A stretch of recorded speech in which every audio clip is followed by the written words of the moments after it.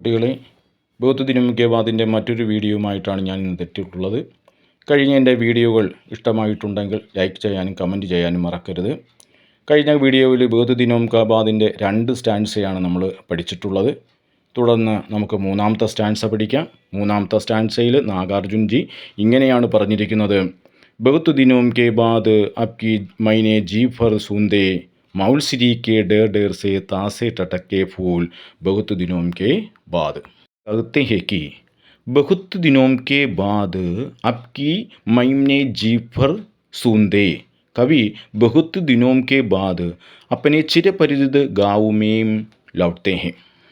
तब जी पर सूंदे, सूंदे എന്ന് പറഞ്ഞാൽ സുഗന്ധിലേന, മണം പിടിക്കുക എന്നാണ്.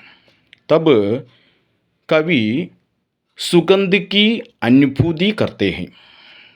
किसकी अनुभूति करते हैं? सुगंध की अनुभूति करते हैं. किसकी? ആരുടെ? മൗൽസിരി കെ. മൗൽസിരി എന്ന് വെച്ചാൽ ഇലഞ്ഞ്, ബക്കുൾ. ബക്കുളിൻ്റെ ഡേർ ഡേർസേ. ഡേർ ഡേർസേ എന്ന് വെച്ചാൽ എന്താണ്? ധാരാളം കുന്നുകണക്കിനുള്ള താസേട്ടക്കെ ഫൂൽ. താസെ ടട്ടക്കെ എന്ന് വെച്ചാൽ പുതുപുത്തനായ ഫൂൽ പുഷ്പത്തിൻ്റെ സുഗന്ധിക്ക് അനുഭൂതി കർത്തേഹയും, സുഗന്ധത്തിൻ്റെ അനുഭൂതിയാണ് അദ്ദേഹത്തിന് ഉണ്ടായത്.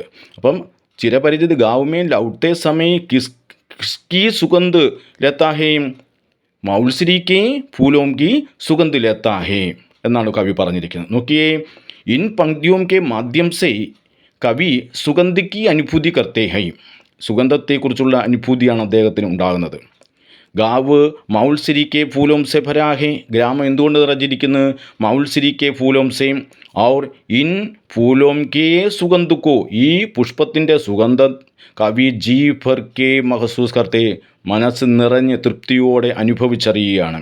ഉസ്കെ സുഗന്ധുക്കോ, ആ പുഷ്പത്തിൻ്റെ സുഗന്ധം ദിൽ ഔർ മൻ, മനസ്സിനും ദോനും രണ്ടിനും എന്ത് ചെയ്യുന്നു? സുഗന്ധിത് ഹോ ജാത്താ ഹെ. നാലാമത്തെ സ്റ്റാൻസയാണ്: ബഹുത്ത് ദിനോം കെ ബാദ് അബ്കി മൈം ജീവ് ഭർ ചൂപ്പായ അപ്പനി ഗംബൈ പഗഡണ്ടി की चंदन वर्णी धूल बहुत दिनों के बाद. कवि अपनी चिरपरिचित गाँव में आते हैं.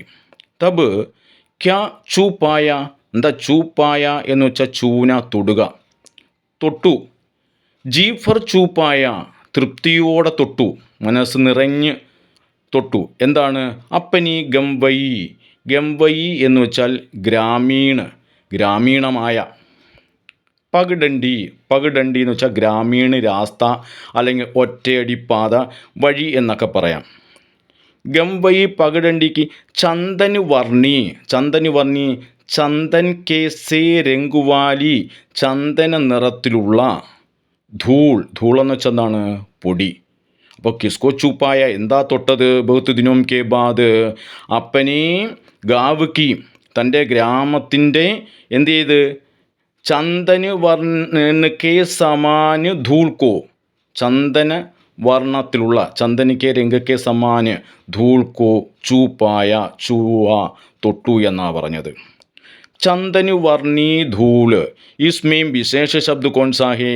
പരീക്ഷയ്ക്ക് ചോദിക്കാം, എന്താണ് അതിൻ്റെ വിശേഷ ശബ്ദം എന്ന് പറയുന്നത്? ചന്ദനവർണ്ണി.